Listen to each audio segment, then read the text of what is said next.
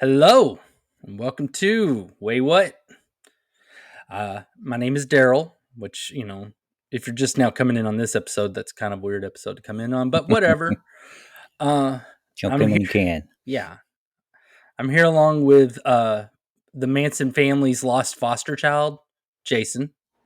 Here I am with some penis cola. Just for the taste of It's a nice it. stiff penis cola tonight. I don't know if everybody will get that, but if you don't, then follow us on other things. Because Yes. it's on the Facebook and it's on the YouTube, Yep. and then you'll understand that little inside joke about Jason and his penis cola. All right, so I guess we can just hop right into this one, since I don't really feel like talking that much about penis cola. So I am a true crime fan.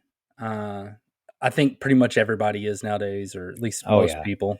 It's just absolutely, it's everywhere. Yeah, it's super popular on podcasts, super popular on YouTube, and of course, you still got all your documentaries and your TV shows like The Killer Next Door and Deadly 48 Bride, Hours, yeah, Angry Woman, whatever the fuck they call those things.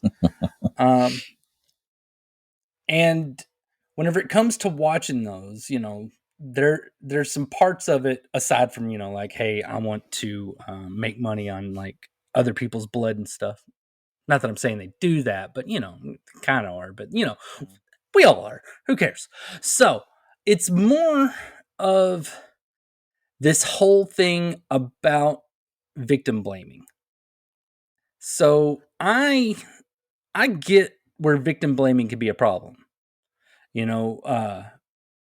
but I think when it comes to a lot of true crime documentaries and podcasts and videos and whatever, they go a bit too far with it. I mean, when it comes to victim blaming, you don't blame a woman for dressing the way she wants if she gets assaulted. Makes sense. You don't blame a person for getting their car stolen because it was too nice. Neighborhood. Or it's like, oh, you have such a nice car. Of course that's going to happen. Or, you got mugged because you wear too good of clothes. Yeah, you have not watch on. Yeah. And you don't blame a kid that gets groomed, I mean, seriously. I mean, like, what kid isn't going to want free candy? So when it comes to that, with me being this avid true crime fan, I watch lots of documentaries. I watch all sorts of just stuff on YouTube, and I listen to, I have my favorite true crime podcasts that I listen to all the time. But one thing that every single damn one of them are guilty of is painting every victim in like this rose tinted light. Like they're just, like, oh, the shit don't stink. Yeah, they're just like perfect freaking angels. You hear things like, he was a sweet and loving father that just hit hard times. So he spent 3 days a week in a crack house until he was murdered by that evil crackhead. Yeah, they gloss over the bad stuff. Yeah, just a smidge. I mean, and I think what I really, taking in as much as I've taken in, there are some victims that deserve to be blamed to an extent. I mean, I'm not saying, just because you get murdered, you deserved it. But,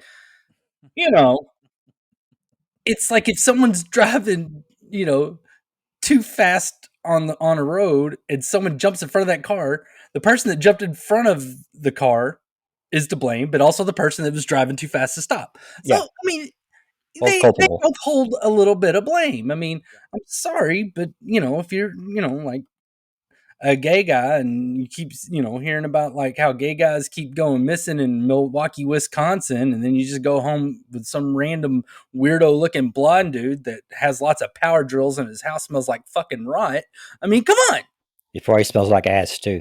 Yeah. But I mean, like, if you, like, I was a swinging single guy and I'm glad I'm alive, but at those times, you bring a stranger home, whether it's for a hookup or just trying to be charitable, you're taking a risk. A charitable hookup? Well, no, not charitable hookup, but just being charitable. Like, oh, you poor person, you're gonna freeze out here. Whatever. She may have thought it was a charitable hookup. Oh, no, not charitable hookup. But whenever you bring a stranger into your house, you're taking a risk. And if it Mm-hmm. blows up in your face, then you own part of that. I'm sorry, but whenever I'm sitting there doing all Should my have known swipe better. rights and stuff like that, and I'm like, okay, I've had like a day's worth of text messages with this person. They could be locked in my house with me. You Now, know, what could go wrong? no, nothing. It could never happen to me. Well, and I think my main problem with this, and it isn't just because I'm some crotchety dickwad that, is like, we should blame the victims. There's a value to victim blaming. There's value for it. When you're a kid and there's a story about a kid getting hit by a car, what did your mom tell you? You want to be like that kid? Yeah, but what was the lesson? And look both ways. Yeah. That's why you look both ways before you cross the street. You don't look both ways before you cross the street, you're road pizza. You know? And what is it that you say whenever you're watching a horror movie and someone stabs the killer in their side? And then after the killer falls down, the person drops the knife right next to the killer's hand and Oh walks yeah, away. absolutely. And they sit there with their back turned to them. Yeah, and they're an idiot and they deserve some of the blame. This is the same Absolutely, thing. absolutely. This is why, and this is, lessons for, our tens of listeners. If you're going to do like, a dating app entanglement, this is why, you text a Call it what picture. it is. You text a picture of that date's driver's license to a friend before running off to have sex with that stranger. It's not hard. I straight up did that once. Somebody was like, "Hey, my sister wants your address, because I don't know you," and I'm all like, "Boom!" And I just stuck my driver's license right on the table, and she took a picture of it and sent it to her sister. Yeah, the only picture you took and sent to her that day?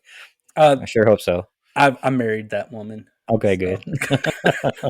I married that woman, so Well, no, it good. worked Now it out. turned out well. Yeah, it turned out all right. Glad you didn't send that pic then.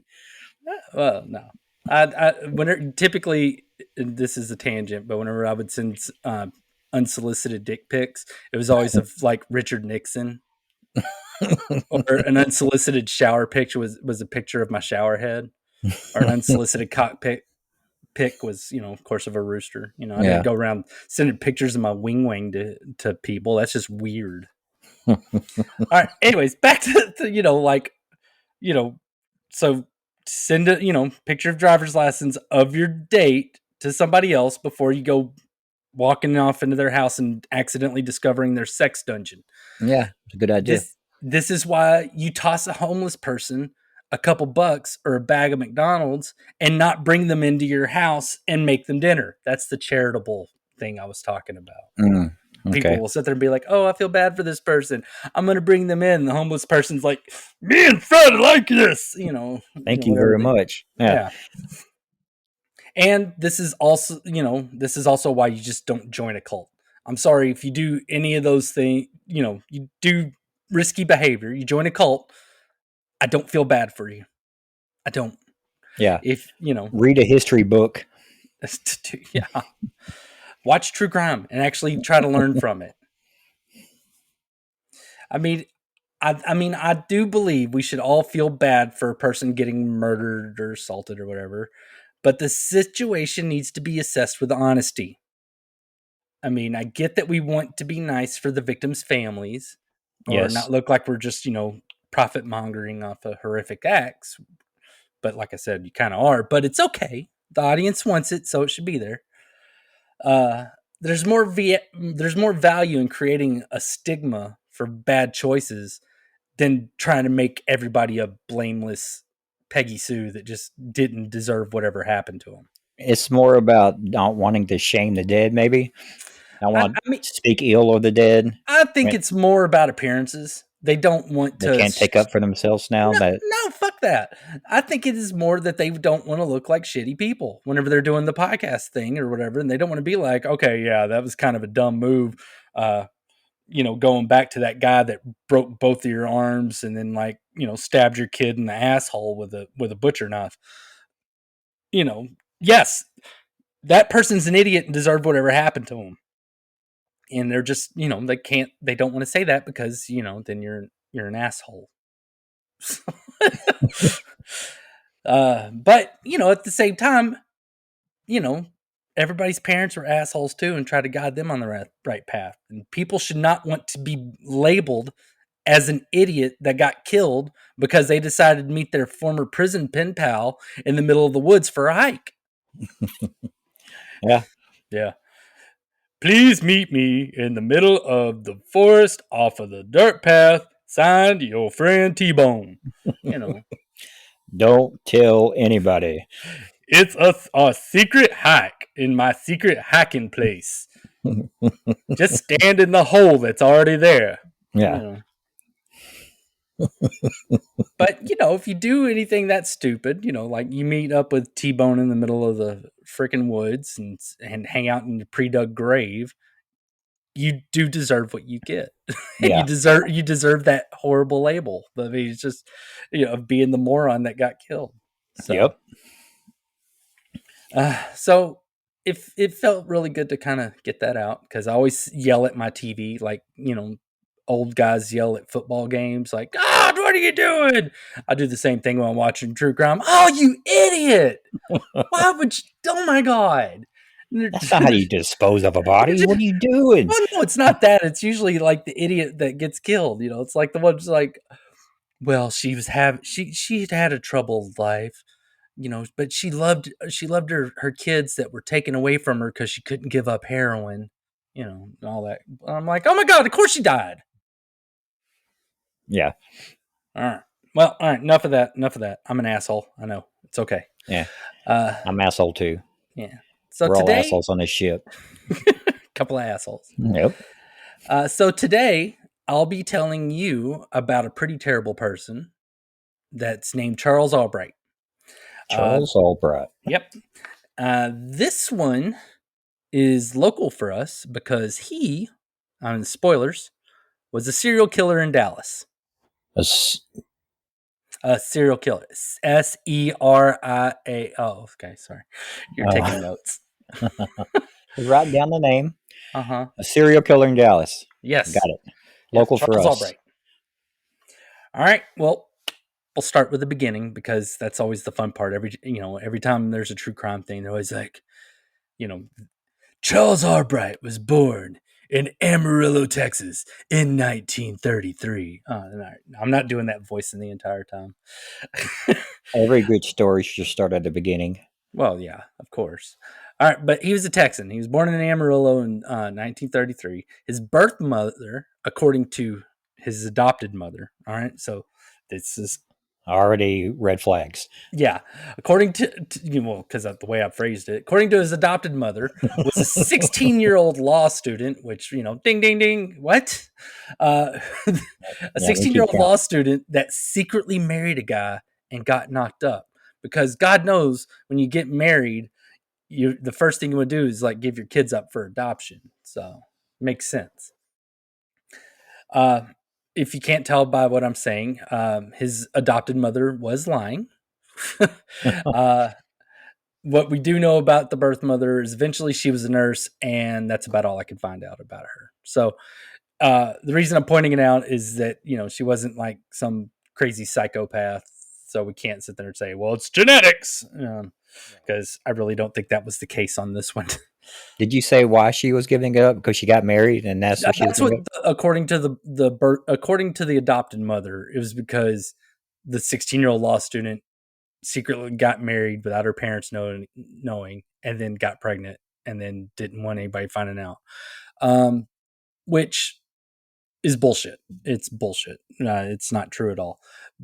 I don't know why. I mean, more than likely, she was a kid that had, got knocked up too young, and it was in like 1933. So they're kind of if you're an unwed woman with a bun in the oven, you were kind of like the devil. Shunned, yeah. Wear that A. Yeah. Well, did you say she was 16-year-old and is a law student? That's why I'm saying is bullshit, dude. Oh.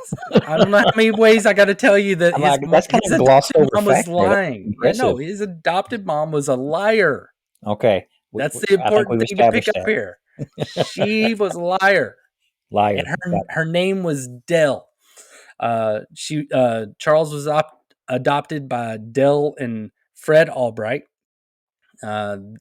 They were from Oak Cliff, and for you folks that are not from Dallas, it's a neighborhood in Dallas. So some parts of it are really nice, and some parts you feel lucky to leave alive. That's Yeah. what kind of area, and it's a very weird place. Like one street's like mansions, you go next street over, and it's like, oh my god, there's like drug deals happening right in the middle of the street, and everything's a shack. Yeah. It's really My weird. chiropractor used to be there.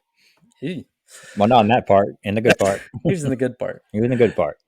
Uh, they adopted Charles whenever he was just 3 weeks old, so they had him pretty much from the get go. Charles felt that his adopted mother pampered him. She never wanted him to feel like he was going to be abandoned, which I've seen adopted That's mothers understandable. do, where they're just like, they remember. It's like they were 3 weeks old. Shut up. You don't remember this. Dell was not just a liar, but she was weird, and she was not always very nice. Oh. So this I put this under weird, but she would only give him goat milk because she said it was healthier for him. If he wouldn't drink it, he'd get hit. I mean, aside from the goat milk part, I mean, it's pretty standard for 1930s parenting. You didn't do what I said, I'm going to hit you. But I just Yeah. thought the goat milk thing was weird because Well, I drank goat milk when I was a baby. you did. I had an acid reflux. I couldn't keep regular milk down. So, Well, so did I. I think I had to have soy formula or something. yeah. Well, according to my mom, I drank goat milk. Okay. I'm going to start keeping an eye on you. All right. She would take him to the hospital to see polio patients while they were in those big iron lungs to make sure he never touched dog poop. That was I the was lesson she unaware wanted him to how learn. you got polio. I did do some looking. It can be contracted by touching an infected person's poop, but not dog poop. So Well, you unless shouldn't be touching dog poop anyway. it's just a good lesson to learn not to touch dog poop. But I mean, unless a guy with polio takes a dump on a dog dump, you could just grab a handful and not get polio. You might get other things like worms or something, but you won't get polio. When Charles was less than a year old, so teething age, nice little flashbacks to that. She locked him in a dark room for chewing on her measuring tape. Naughty, naughty. I mean, teething age, so he's less than a year old. Probably can't walk yet. There are some weirdo kids like my nephew that walk at 10 months old. But yeah, how do you lock a kid in a dark room whenever that age? I mean, they're just gonna I don't know. Either they're gonna get into more stuff unless it's an empty room, and then they're just probably gonna bang their head into things or go to sleep or become Harry Potter. You Yeah. just never know. If he would not take a nap, she would tie him to his bed. Now, as a parent, I get this. I get the desire to do it, but you don't do it. Yeah, when they won't stay down. Yeah, it's like have had some straps. I mean, every parent is like dear God, will you please go to sleep so I can have 2 seconds to myself? I really need to take a crap, or whatever the case may be. It's one of those things that you think about, but you don't do it. Yeah, No, continue. I'm sorry. Oh no, it's like those weird invasive thoughts. I forget what they're called too. Call of the void. Call the void. Yeah, it's kind of like whenever you're on have you been on a cruise yet? Just one. So whenever you're out in the ocean and you see like that oil rig off in the distance, there's that part of you. It's like, I bet I could swim there. I could swim to that. It's like really like 150 miles away and you would die.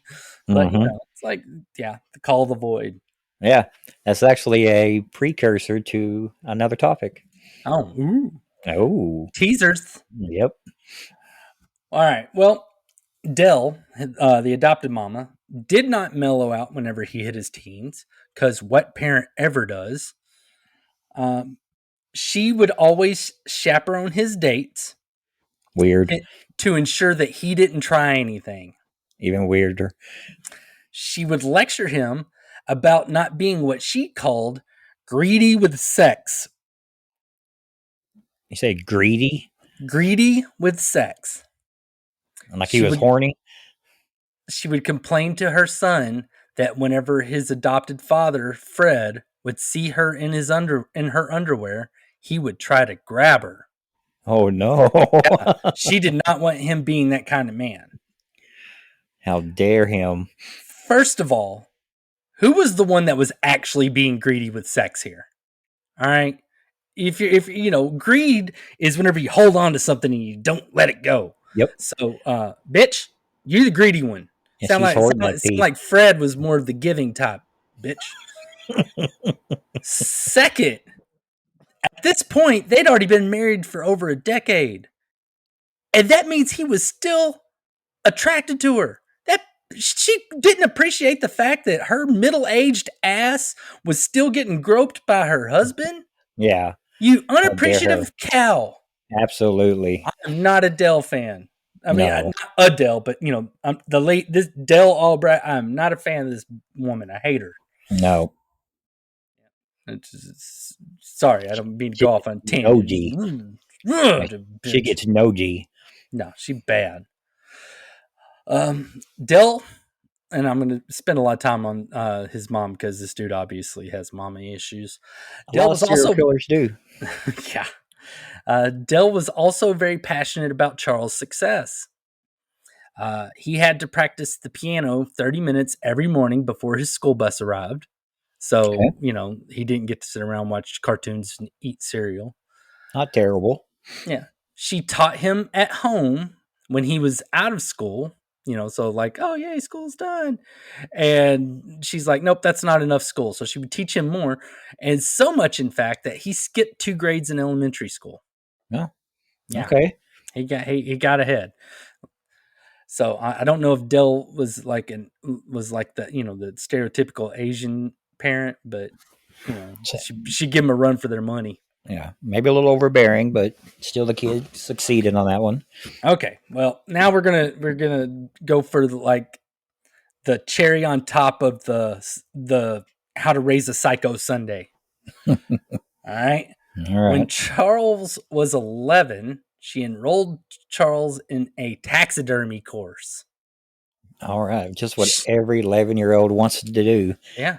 She looked at it as an art form, you know. Oh, So, is you know, it? it's like art, you know, yeah, of course, you know, like taking corpses and stuffing them and But you're not posing putting them them. in a Yeah, funny pose, that's art. you know, but you're not putting them in a playing baseball or anything. You're just making them I'm look just like say, they would in real life. I'm just saying what she said. Uh, I'm they just would, picturing them in art, how it would look. A yeah. raccoon Well, stuffed, dude, there's sitting on actually a couch or places. something. No, there's places where you can get stuff like that. But like, I mean, I remember Denise telling me about something whenever thing she went to, and like they had like taxidermy squirrels playing volleyball or something. Oh, yeah, that's great. That's art. Yes, That is art. that is art. All right. Continue. Well, they would work on dead birds that he found, which you know, I'm like probably found. I mean, you know, we all know what serial killers like to do when they're kids. They're like, Yeah. you know, kill the By the birds. way, we do the quotation marks at the exact same time. Yeah. Oh, for those that aren't watching the video, one, go watch the video. Two, we did air quotes. And we're not even looking at each other. No, I'm trying not to look at you. You're not. Uh, You haven't looked at me one damn time. Not once. I'm looking Nope. at No, you're there. not. And there you are. This is not. You're over here. Anyway, Oh, I missed your eyes. shut up. She taught him how to skin the birds and scoop their brains out, Skin birds. and something that will come up later, how to remove their eyes from their sockets. And boy, did Charles like the eyes. Who doesn't? Yeah.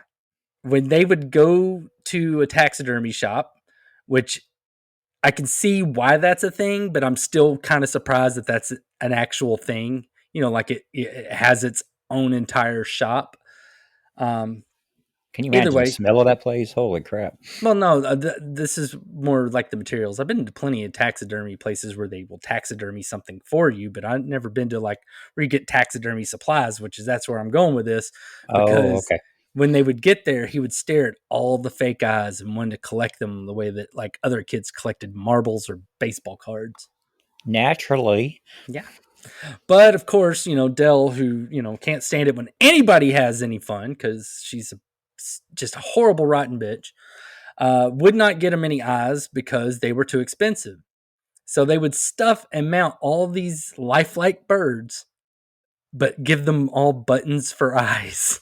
Oh, How the hell are you supposed to stay sane no. in a house full of dead birds with button eyes? I mean, that's like making your kid watch Coraline 6 times a day throughout their entire childhood. You're Oh going to raise a man. psychopath. Yeah, no wonder. Oh my god. All right. And this is where we will leave Dell, although I'd much rather leave her dead in the ditch. Mm-hmm. Uh, Mm-hmm. Mm-hmm. Mm-hmm. but now, just based on this crazy cunt, I'm kind of like wanting to do like a series of shows just about the mothers of serial killers. Ooh, yeah. Maybe we'll see. If I feel like it, Do a we'll see. compare and contrast. As far as I'm concerned, they're We all could the keep same. score. Do a bingo. Psycho Mom bingo. Maybe the thing is, then you come across people like Ted Bundy that had perfectly normal, loving parents. Hmm. So you never know. Never know. Could All be onto right. something. Now, here is the part where I will tell you about little Charlie Albright, who spent his childhood cutting up animals, but that's not actually the case, outside of the taxidermy, as far as we know. I mean, there's part of me, though, that wonders with that story if his mom just kind of happened to catch him, like, cutting up little animals and then was like, oh, let me steer this into a more positive Oh, action so kind of that like I a don't have a kid that's just out in the backyard like bashing mice corpses with rocks or something. beginning of Dexter. Maybe. So Charles was known as an incredibly bright but mischievous kid, because back in the 40s and stuff. Think you dang mischievous little Yeah, rapscallion. kids weren't bad. They were mischievous. Yeah. Well, remember how he skipped some grades? He Yep. graduated high school at the age of 15. Very nice. He did that despite getting lots of bad conduct grades. He was not a very well behaved boy. Well, then Uh, they just wanted him out. Maybe he did flunk a few courses because he found them boring. His mother never found out that he flunked those courses because he would steal blank report cards from the office and fill them with A's and then forge the teacher's signature. Oh, back in the day. When you could forge signatures and stuff. Yeah, Yeah, when report cards came on paper and you could. yeah. No, I changed at least one grade on a report card, and I definitely forged my parents' signatures on different things that had to be that I didn't want them to see. Sorry, mom. Maybe if you're actually listening now, maybe Yeah. whatever. All right. He air quotes again accidentally set his chemistry teacher's dress on fire. Mm. Yeah, I No. couldn't find the full story on this, but I had to mention this because I've never set anyone on fire before, accidentally on fire before, let alone a teacher. It seems like it'd be kind of a hard thing to do. Yeah. It'd be much easier to buy a poisonous plant or something. Don't you bring that up. We're not going to talk about this. We're not going to talk about that. Sorry. No, I mean, how does one do this without, like smoking cigarettes? I mean, I guess that'd be one way, but I mean, I figure it's got to be a Bunsen burner thing, but still, Bunsen burner here, dress over here. It has to be on purpose. Yes. Maybe a beaker was filled with something. He threw it on the ground. maybe. Right.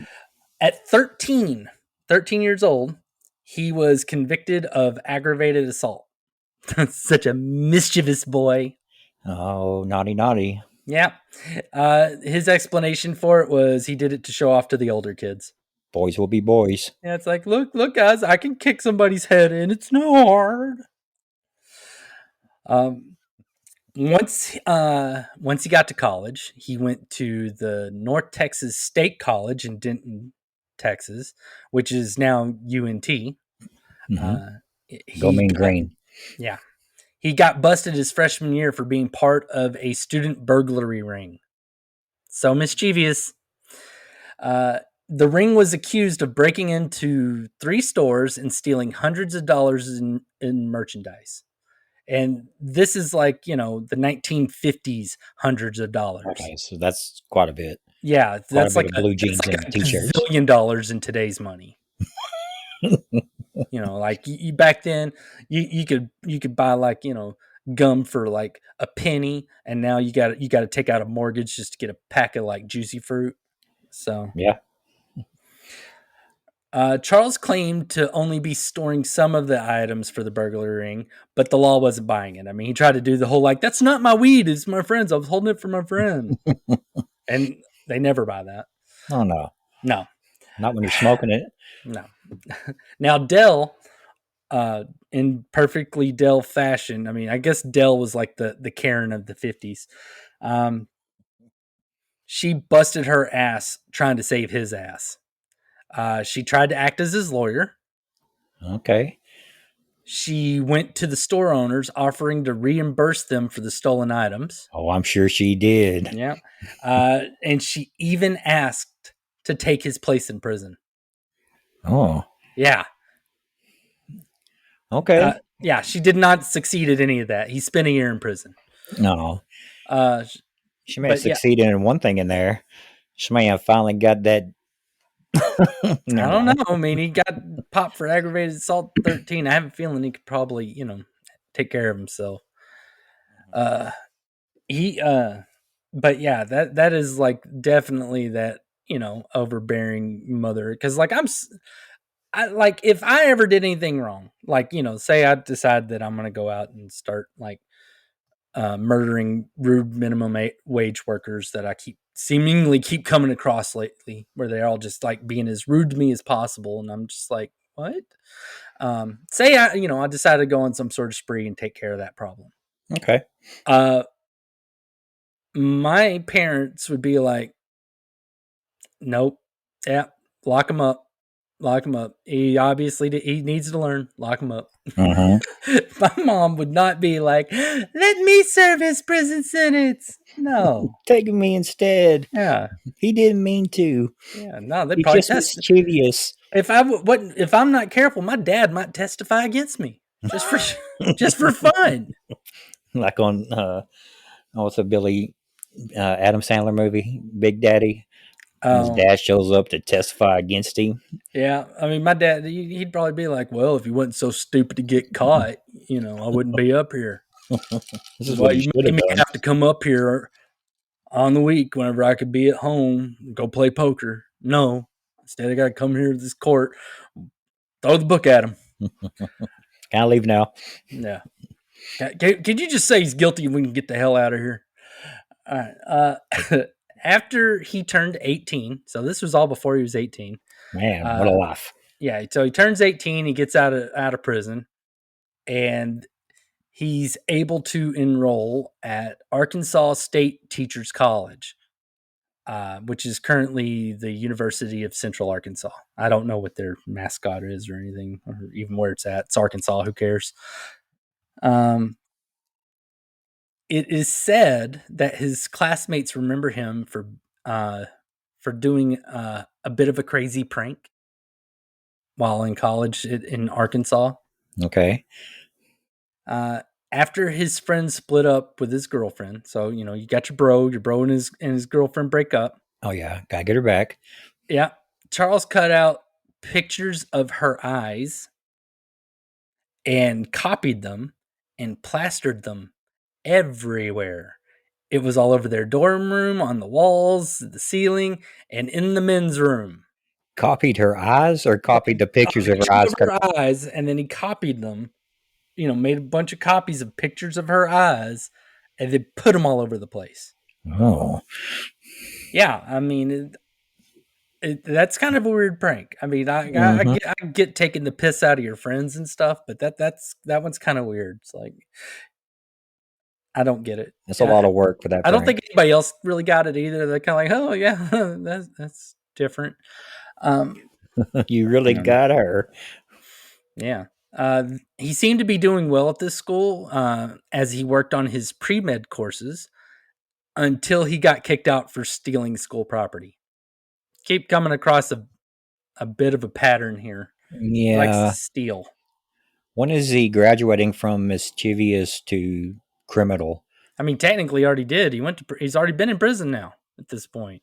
Mm-hmm. Um, after getting the boot from the Arkansas Teacher College, oxymoron. After that, he got married, and him and his wife had a daughter. And from there, he did a number of jobs. He was a hairstylist, a carpenter, and then eventually a teacher. Of He kept course he on all these was. He teacher got that colleges. degree. Yeah. Well, he never technically did. So when he was 36 years old, he snuck into the offices of East Texas State University, which is now Texas A&M Commerce. Okay. Yeah. There he stole all the forms he needed to fabricate his education. Oh, so that's how it's done. Yeah, he forged transcripts, degrees, and a teaching certificate. Okay. Then he snuck back into the college's office and added his fake documents to their files. Just like that, I graduated. I mean, it seems like a lot of work, but I mean, like, you can't really do that nowadays unless you're like a really really good hacker. And if you're a really really good Mm-hmm. hacker or programmer, you could probably make a ton of money without going to college anyway, so it don't matter. Mm-hmm. Yeah. So True. 1969, Charles Albright was hired as a science teacher and assistant football coach at Crandall High School. No fucking shit. Which Crandall High School happens to be the same high school that two podcast hosts that actually host this podcast attended. Not 1969. Yeah, then now granted that was like well before we were born, but it's still kind of a kooky thing. Yeah. I'm Yeah, sure my uncle or aunt who went to Crandall may actually had him as a teacher. I think my cousin might have. I need to check though. I mean, he's kind of maybe. What No, I think it class, was before his time what actually. subject did he supposedly teach? Science, and he was a football coach. Football coach. Yeah. Now, he was pretty popular among the students there. On field trips, he could identify every plant they came across by its scientific name or identify all the insects they would find. Like, he just knew all that crap. He memorized or whatever. He's the only one who knew all that crap, so nobody could call him on his bullshit. Well, I mean, it's kind of like that catch me if you can stuff where he like actually passed the bar exam. And it's like, dude, you get stuck doing all the work anyway. So, but he was also the cool teacher because he drove a Corvette and wore lizard skin shoes, which, that time and place was like, lizard skin shoes. Nice. That's, it's not just for pimps anymore. Especially in Crandall being as small as it was at that time. Oh yeah. It was super. Yeah. God, it was, let's see, in the mid 80s, whenever I moved there's 1,001 people. Mm-hmm. Yeah. So That sign's still up, believe it or not. what, the 1,001? Nuh-uh. Or in the area, it's like 2,000 something now, which I is think, I way want to say off. it's up to like 4 or 5, I thought. Oh, well, The who one cares? on our house is 2,500 something, which Did it's not it even get close to being right. smaller? All right. Well, an administrator from East Texas State University looked into Charles Albright as he didn't recognize the name and he kept finding it on the list of graduate students, which I got to first say here that like how the hell does anybody do that? There are a lot of people that go to a college and in my experience, nobody gave a shit who you were. They just wanted your money. Mm-hmm. I'm impressed. Nobody at any college I ever went to knew who I was, except for my professors, but that's about it. And only a few of them really knew who I was. Anyways, so they confronted him on it, and he admitted that he forged his documents. Since he was such a nice guy, though, they decided to spare him and spare Crandall High School's reputation, and they kept it Until all now. out of the newspapers. He pled guilty, and he got probation for a year. So mischievous. All right, hold on. I got a cough. I hope everybody enjoyed that. It's wonderful. All right. All right, now I've told the part that made me want to tell this story. The fact that he taught at our high school, which is like, ooh, wow. Should be a historical plaque outside or something. Yeah. Now I'm going to jump into all the unpleasant parts. Years go on, he got divorced. Dell, the super horrible bitch mom, died. He met his biological mother. Wasn't really a lot to say about that meeting. He didn't ever really have much to say about it. All the time, he was popping in and out of prison and doing different jobs. He got arrested for molesting the 9-year-old daughter of one of his friends. And for whatever unfathomable reason, he got 10 years probation. I mean, it's like, all right, we're going to let you out. We're not going to lock you up. But if you harm and traumatize one more kid, we're going to put you in prison. Just one more. Don't do it again. He must be the nicest guy in the freaking world. He's known to be charming, but you also got to keep in mind this was like, older times where, there were certain things you got to slap on the wrist that were just weird. Eventually, he got a live-in girlfriend, and he was a regular with some of the prostitutes in Dallas. Oh. And they liked him. He would take them out for hamburgers sometimes. He would pay more than the going rate. Pay more hamburger? No, pay more than the going rate for the hookering. We're gonna get that good hamburger. No. He would take them out for hamburgers, but then they were like, say they were a $2 whore, he would pay them $3. Oh, okay. Nice guy. And then, I like the hamburger thing better. Yeah. Then of course he would eventually end up killing 3 prostitutes. 3 of those prostitutes. Yep. Charles took a job delivering newspapers in the middle of the night, and he used that schedule to go out late at night without making his girlfriend or police suspicious. So it's like, wait, were you out at 3:00 in the morning? Yes, I was, for work. Perfect cover. He murdered Mary Pratt, Susan Peterson, and Shirley Williams. He would beat them, shoot them, cut their eyes out with surgical precision, and leave their bodies in the middle of the street. Damn. And it really, really was surgical precision. I saw pictures, and I wish I hadn't, but I saw pictures, and it was like they were just plucked right out of their heads. Like it wasn't like, it was just a bunch of cuts. You could just tell it just was gone, perfectly taken out. Yeah. Wow. Charles was an active serial killer from 1990 to 1991. The police were able to get 2 victims that escaped, his escape from him, to identify him in a photo lineup. Their big evidence was finding his hair on one of the victims, at least according to some experts. Later on, DNA found that this was actually dog hair. So, their actual physical evidence wasn't good. That being said, there weren't any more people getting killed with that MO once he was locked up.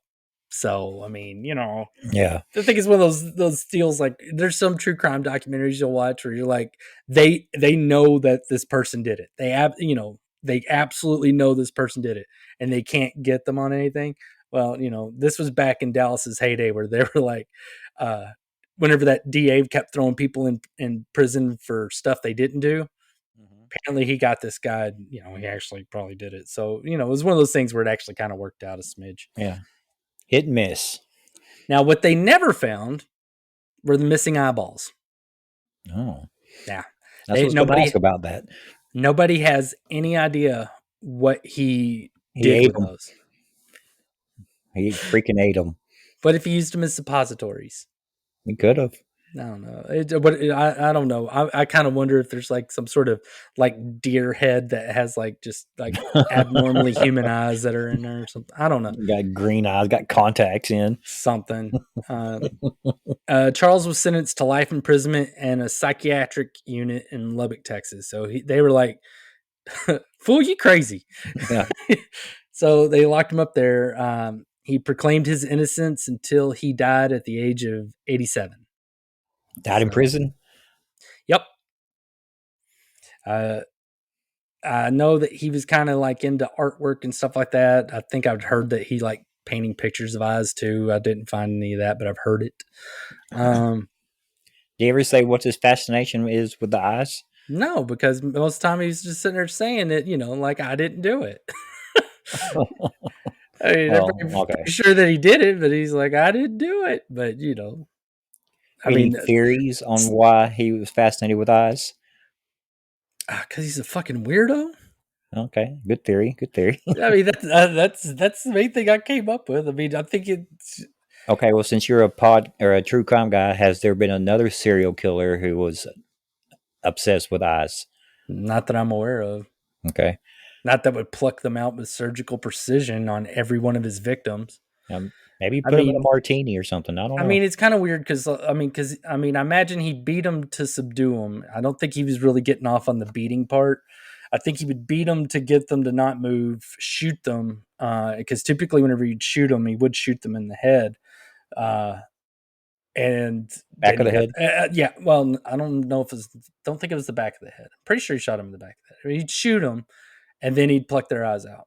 So I mean, I do think he was killing them for the eyes, because he was trying to be quick. You beat the hell out of them to where they won't get up and run, and then you shoot them.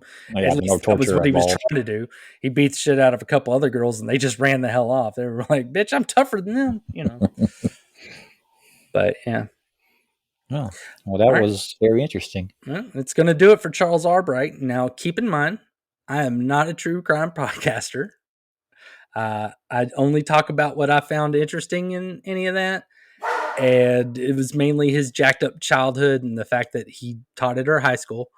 So if you want to learn more about him, definitely go and probably watch somebody else's video, because I'm sure that there's all sorts of really great deep dives on like every bit of it. I just really wanted to get to the part where he was a teacher at our high school. That was mainly it. That's why Hey, that's why he's you on told the this. story well. It was good. I mean, like, there's on all these other ones, they'll talk more about like his fondness of eyeballs, which I did try to research that part enough, and I didn't find a whole lot of that. Uh, but yeah, there's ones that specialize in all that kind of stuff. We dip our toes, like here at Waywut, we just give you the tip. Yeah, just Yeah, if you want something deeper, a deeper dive, then I hope that we give you enough of a taste to where you can go out and find somebody that's going to like tell you what his shoe size was and like the name of his wife or whatever, because I didn't know, because I didn't care. just a tip. Just Pretty saying. funny. Yeah. Here, wait, what? We just give you the tip. All right.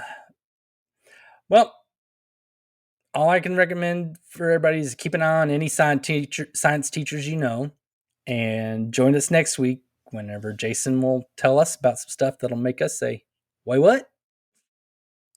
See y'all then. Yep. Bye. Later.